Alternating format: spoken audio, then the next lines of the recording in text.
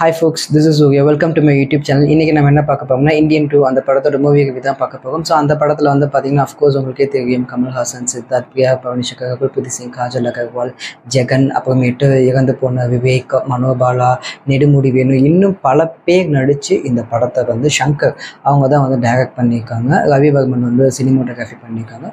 அனிருத் வந்து மியூசிக் பண்ணியிருக்காங்க. ஸோ இந்த படம் வந்து சங்கருக்கு வந்து மிக மிக முக்கியமான படம். ஏன் அப்படின்னு வந்து பார்த்தீங்கன்னா எந்தியனுக்கு அப்புறம் அவர் எடுத்த படம் நண்பன், அந்த படம் நல்லா போனாலுமே அது வந்து சங்கர் சார் படமாக வந்து யாருமே அக்செப்ட் பண்ணிக்கல. பிகாஸ் அது வந்து 3 Idiots ரீமேக் படம். அதுக்கப்புறம் அவர் எடுத்த 2 படங்களையுமே ஐயாகட்டும் 2.2 ஆகட்டும், இது ரெண்டுமே வந்து மக்கள் எதிர்பார்த்த அளவுக்கு மக்களுக்கு வந்து அவ்வளோவா சாட்டிஸ்ஃபேக்ஷன் ஆகலாம். அந்த படம் பார்க்கும்போது அது வந்து சங்கர் படமாக இல்லை அப்படின்ற ஒரு டேர்ம்குள்ளே வந்துட்டாங்க. என்னதான் அந்த படம் 2 படங்களும் ஐயாகட்டும் 2.2 ஆகட்டும் ரெண்டுமே பிரம்மாண்டமாக தெரிஞ்சாலும் கதை ஓரியன்டாக அந்த படம் வந்து அவ்வளோ ஸ்ட்ராங்காக இல்லை. ஸோ ஒரு பார்த்த திருப்தி இல்லை. அதுக்கப்புறமேட்டு எப்படி சொல்கிறது, அவங்களுடைய பேட் லக்காக என்னன்னு தெரியல. அதுக்கப்புறம் வந்து பிரம்மாண்டமாக எடுக்க ஆரம்பித்த டைரக்டர்கள் ராஜமௌலி ஆகட்டும், பிரசாத் நீல் ஆகட்டும், இப்போ வரைக்கும் கல்கி படத்தை டைரக்டர், இவங்க எல்லாமே பிரம்மாண்டமாக படம் எடுத்து அதை வந்து ரொம்ப பெரிய அளவில் மார்க்கெட் பண்ணி ஹிட் கொடுத்தால சங்கர் வந்து ஒரு கம்பேக் கொடுத்தே ஆகணும், அவருடைய திறமையை நிரூபிச்சே ஆகணும் அப்படின்ற ஒரு கட்டாயத்துக்குள்ளே வந்துட்டாரு. ஸோ இதுக்கெல்லாம் பதிலாக இந்த இந்தியன் 2 இருக்குமா இல்லையா, வாங்க பார்க்கலாம்.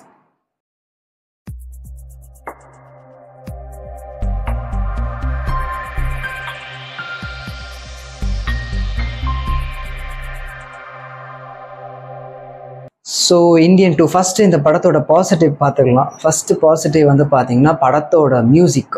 அனிருத் அவர் வந்து அஃப்கோர்ஸ் நிறையா வந்து ட்ரால் பண்ணாங்க, ஏஆர் ரஹ்மான் வந்து அனிருத்தால் ரீப்ளேஸ் பண்ண முடியல அப்படி இப்படின்னு சொல்லிட்டு. பட் ஒன்ஸ் நீங்கள் படம் போய் பார்த்தீங்கன்னா இந்த படத்தோட சேவியரே அனிருத் அப்படின்ற சொல்லலாம். அந்தளவுக்கு அவர்களால் எவ்வளோ முடியுமோ அந்தளவுக்கு எஃபோர்ட்டை போட்டு அந்த படத்தை வந்து காப்பாற்ற வந்து ட்ரை பண்ணியிருக்காரு. அதுக்கப்புறமேட்டு உள்ள ப்ளஸ் வந்து பார்த்திங்கன்னா சினிமோட்டோகிராஃபர் ரவிவர்மன், அவருடைய கேமராவில் பார்க்கும்போது ரொம்ப கலர்ஃபுல்லாக இருக்குது படம், ரொம்ப கிளாரிட்டியாக இருக்குது. ஒரு எப்படி சொல்கிறது, அவருடைய ஒர்க்கு வந்து தனியாக தெரியுது. எஸ்பெஷலி வந்து பொலிவியாவில் எடுத்த சாங் ஆகட்டும், அந்த இடத்துல ஒரு ஃபைட் சீக்வன்ஸ் ஆகட்டும், இது ரெண்டுமே வந்து பார்க்க அவ்வளோ அழகாக இருந்தது. அதுக்கப்புறமேட்டு வந்து பார்த்திங்கன்னா இந்த படத்தில் காமன் மேன் அப்படின்ற ஒரு விஷயத்தை ரெப்ரசன்ட் பண்ணுறதுக்காக ஒரு அனிமேஷன் கேரக்டர், காமன் மேனாக நம்ம தான் நாட்டு மக்களை வந்து ரெப்ரசன்ட் பண்ணுறதுக்கு வந்து ஒரு அனிமேட்டட் கேரக்டர் ஒன்று டிசைன் பண்ணியிருப்பாங்க சங்கர் சார். அந்த கேரக்டர் வந்துட்டு போகிற சீன் வந்து நல்லாயிருக்கும். அது சம்டைம்ஸ் வந்து ஒரு காமன் மேன் படுற வேதனையும் அந்த கேரக்டர் மூலமாக காட்டியிருப்பாங்க. அப்பப்போ சர்காஸ்டிக்காகவும் அந்த கேரக்டர் வந்து யூஸ் பண்ணியிருப்பாங்க. ஸோ அதெல்லாம் வந்து படத்தோட ப்ளஸ்ஸு. நெகட்டிவ், அடுத்து இந்த படத்தோட நெகட்டிவ் பார்ப்போம். நெகட்டிவ் வந்து பார்த்திங்கன்னா சங்கர் சார் தான் வந்து இந்த படத்தோட மிகப்பெரிய நெகட்டிவ் அப்படின்னு சொல்லணும். இப்போது காஞ்சனா ஃப்ரான்ச்சைஸ், அரண்மனை ஃப்ரான்ச்சைஸ் மாதிரி சங்கர் சாரோட ஃப்ரான்ச்சைஸ்னே ஒன்று வந்து தனியாக நம்ம வந்து ஸ்கிரிப்ட் போடலாம். அந்த மாதிரி தான். இப்போ காஞ்சனாவில் என்ன, ஹீரோக்கு பேய்னா பயம், அந்த பேய் பயமுக்கு ஹீரோக்கு பேய் பிடிச்சி என்ன ஆகும். இப்போ காஞ்சனோட எல்லா படத்தோட கதையும் அதுதான், அந்த ஃப்ளாஷ்பேக் போர்ஷன் மட்டும் ஆகும். அதே மாதிரி அரண்மனையில் ஆல்ரெடி ஒருத்தவங்க இருந்திருப்பாங்க, அவங்களுக்கு கெடுதல் நடந்திருக்கும், அவங்க செத்து போய் பேயை வந்து பழி வாங்குவாங்க. கடைசியில் அந்த பேய் என்ன ஆகும், அதுதான் கதை. ஸோ அரண்மனையோட எல்லா பாட்டுலையும் இதே தான். இதே மாதிரி தான் சங்கர் சாரோட படத்தோட இப்போ இந்த இந்தியன் 2 பார்த்தீங்கன்னா உங்களுக்கு அதே தான். இதுதான் ஆல்ரெடி பார்த்துட்டோமே, புதுசாக என்ன இருக்குது, ஊழல் செஞ்சுருப்பாங்க. அந்த ஊழல் செஞ்சவங்களே ஹீரோ வந்து வித்தியாசமாக கொலை பண்ணுவாங்க. அந்த வித்தியாசம்னு இருக்கலாம், அது எப்படி அப்படின்றத ஒவ்வொரு படத்துக்கும் வேரி ஆகிட்டே தவிர படத்தோட கதையில் வந்து அப்படி ஒன்றும் அழுத்தமாக எதுவுமே சொல்லலை. சரி, கதை அழுத்தமாக இல்லைனாலும் சிம்பிளான ஸ்டோரியை கூட ஒரு நல்ல ஸ்க்ரீன் பிளே மூலமாக சுவாரஸ்யமாக கொடுத்தா அந்த படம் ஹிட் ஆகும். இந்த படத்தில் ஸ்க்ரீன் பிளேவுமே அப்படி ஒன்றும் ரசிக்கும்படியாக இல்லை. அதுதான் வந்து நிதர்சனமான உண்மை. ஆக்சுவலாக சங்கர் சாருக்கு வந்து சுஜாதா சார் வந்து ஒரு மிகப்பெரிய மிஸ்ஸிங்னு சொல்லலாம். பிகாஸ் எந்திரன் படம் வரைக்கும் முதல் 2 படங்களை தவிர இந்தியன்லேருந்து எந்திரன் வரைக்கும், இந்தியன் 1லேருந்து எந்திரன் வரைக்குமே சுஜாதா சார் தான் அவருக்கு வந்து ரைட்டராக இருந்திருக்காரு. And at the same time screen பிளேலேயுமே அவர் வந்து அவருடைய இன்புட் இருக்கும் அப்படின்னு சொல்லுவாங்க. அவங்க 2 பேரும் எப்படி ஒர்க் பண்ணுவாங்க அப்படின்றத வந்து சங்கர் சாரே வந்து ஒரு இன்டர்வியூவில் வந்து சொல்லியிருப்பாரு. ஃபஸ்ட்டு 2 பேரும் பேசுவாங்க, ஒரு கதை டிஸ்கஸ் பண்ணுவாங்க. அதுக்கப்புறமேட்டு அதை வந்து ஒரு கேசட்டில் ரெக்கார்ட் பண்ணி, அதுக்கப்புறம் சுஜாதா சார் அதை கரெக்ட் பண்ணி, அதுக்கப்புறம் மறுபடியும் அதில் சங்கர் சார் வந்து ஒரு ஸ்கிரிப்ட் போட்டு அந்த ஸ்கிரிப்ட் மறுபடியும் சுஜாதா சாருக்கு போயிட்டு அப்போ அதில் கரெக்ஷன் பண்ணி இவ்வளோ ப்ராசஸ் முடிஞ்சு கடைசியாக ஃபைனலாக வந்து பவுண்டட் ஸ்கிரிப்ட் வரும். அதுக்கப்புறம் தான் அந்த பவுண்டட் ஸ்கிரிப்ட் வச்சு ஷூட்டிங்கே போவாங்க.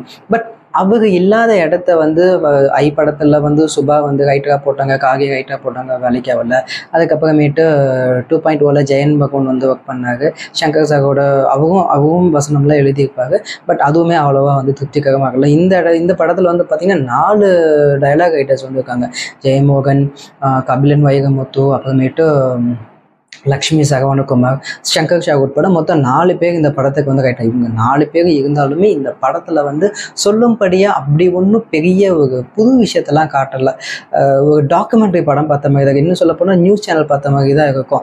அங்கங்கே ஒவ்வொரு ஸ்டேட்லேயும் வந்து க்ரைம் நடக்கும். அந்த க்ரைமுக்கு மூலதனம் யார் அப்படின்னு அவங்கள பார்த்து கமல் வந்து கொலை பண்ணுவார். இதுதான் வந்து படத்தோட ஒன்லை. இந்த ஸ்பாய்லரை எடுத்துக்கோங்கன்னா, பிகாஸ் ட்ரெய்லரில் பார்க்கும்போதே உங்களுக்கு என்ன தெரிஞ்சுட்டு இந்தியன் 1 கண்டினியூட்டி அப்படின்ற போது கிட்டத்தட்ட இந்த மாதிரி எதனா கதையும் வைக்கும் போது, ஸோ படம் பார்க்கும்போது இது வந்து உங்களுக்கு ஒரு பெரிய பெரிய ஸ்பாயிலராக வந்து இருக்காது. அதுக்கப்புறமேட்டு வந்து பார்த்திங்கன்னா கிளைமேக்ஸ் ஃபைட்டு வந்து ரொம்ப பெருசாக பேசப்படும் அப்படின்ற மாதிரி சங்கர் சார் வந்து ஒரு இன்டர்வியூவில் வந்து சொல்லியிருந்து. உண்மையிலே வந்து சங்கர் சாருக்கு என்னதான் ஆச்சு, நான் ஒரு சாமானியன், எனக்கு பார்க்கும்போதே அந்த சீன் வந்து ஒர்க்கே ஆகலை. சங்கர் சார் எவ்வளோ பெரிய ஒரு புத்திசாலி, அவருக்கு தெரியலையா இது ஒர்க் ஆகாது, ஆடியன்ஸ் வந்து லாஜிக் எக்ஸ்பெக்ட் பண்ணுவாங்க, ஸோ இது ரொம்ப இல்லாஜிக்காக இருக்குது அப்படின்னு சொல்லிட்டு ஒரு சின்ன குழந்தைங்க ஓடுற சைக்கிள் மாதிரி ஒன்று, அதோட ஸ்பீடு என்னன்னே தெரியாது. இது வந்து ஸ்பாயிலராக எடுத்துக்க வேணாம், ட்ரெய்லரில் வர்றது தான். பட் இருந்தாலும் நீங்கள் இது லைட்டாக ஒரு 1% ஸ்பாயிலுன்னு வச்சுக்கோங்களேன். கமல் சாரை பிடிக்க ஒரு 1000 பேர் வருவாங்கங்க. இவங்க அந்த ஒத்த வீல் உள்ள சைக்கிளை வச்சுட்டு எல்லாத்தையும் தப்பி போய் திடீர்னு இடையில ஒரே ஒரு போலீஸ் மட்டும், அதாவது பாபி சிங் மட்டும் திடீர்னு இடையில ஒரு 5-6 போலீஸ் தகுத்துவாங்க. ஆனால் ஸ்டார்டிங்கில் பார்த்தீங்கன்னா ஒரு 100 போலீஸ் வந்து கமலை வந்து சூழ்ந்துருப்பாங்க. அந்த 100 போலீஸ் எங்கே போவாங்க அது தெரியாது. அதே மாதிரி கமல் வந்து ஒரு தைப்பை அப்படின்ற ஒரு சிட்டிலேருந்து இந்தியாவுக்குள்ளே வரும்போது ஏர்போர்ட்லேயே பிடிச்சிடுவாங்க. அதுக்கப்புறம் கமல் வந்து என்ன பண்ணுவாங்க அப்படின்றது நீங்கள் படம் பார்த்து தெரிஞ்சுக்கோங்க. ஸோ ஃபஸ்ட்டு சீன்லேயே ஒரு ஏர்போர்ட்லேயே அவர் பிடிச்சிடும் போது இவர் ஸ்டேட் டு ஸ்டேட் போவார்.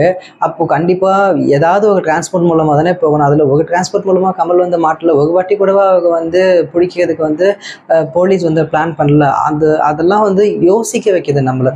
கதையோட ஓட்டத்தில் இதெல்லாம் நம்மளை யோசிக்க வைக்காமல் இருந்தால் தான் அதெல்லாம் நல்ல படம். பட் இதெல்லாம் ஆடியன்ஸை பார்க்கும்போது ரொம்ப யோசிக்க வைக்குது. எஸ்பெஷலி கிளைமேக்ஸ் ஃபைட் வந்து புதுப்பட டேரக்டர் கூட இந்த அளவுக்கு வந்து யோசிக்காமல் எடுத்துருப்பாங்களான்னு தெரியல. பட் சங்கர் சார் வந்து ரொம்ப வந்து டிசப்பாயிண்ட் பண்ணிட்டாங்க ஆடியன்ஸை அப்படின்ற மாதிரி தான் சொல்லணும்.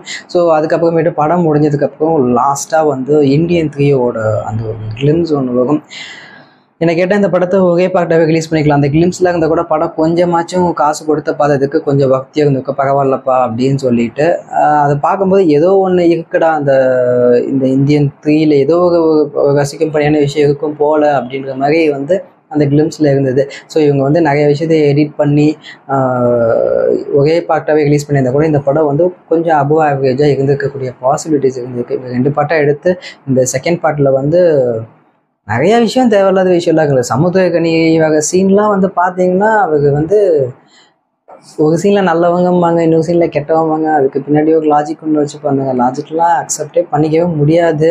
அண்ட் எஸ்ஜே சூர்யா அவங்க வந்து ஒரு எக்ஸ்டெண்டட் கேமியோ தான் பண்ணியிருக்காங்க அப்படின்றத அவங்க இன்டர்வியூ சொல்லியிருக்காங்க. இருந்தாலும் எக்ஸ்டெண்டட் கேமியோலாம் அவங்க வரும்போது ஒரு 2-3 சீனாவது ரெஜிஸ்டர் ஆகிய மாதிரியான ஒரு சீனை வந்து ஒரு நச்சின ஒரு சீன் வச்சுருந்தா நல்லா இருந்திருக்கும்.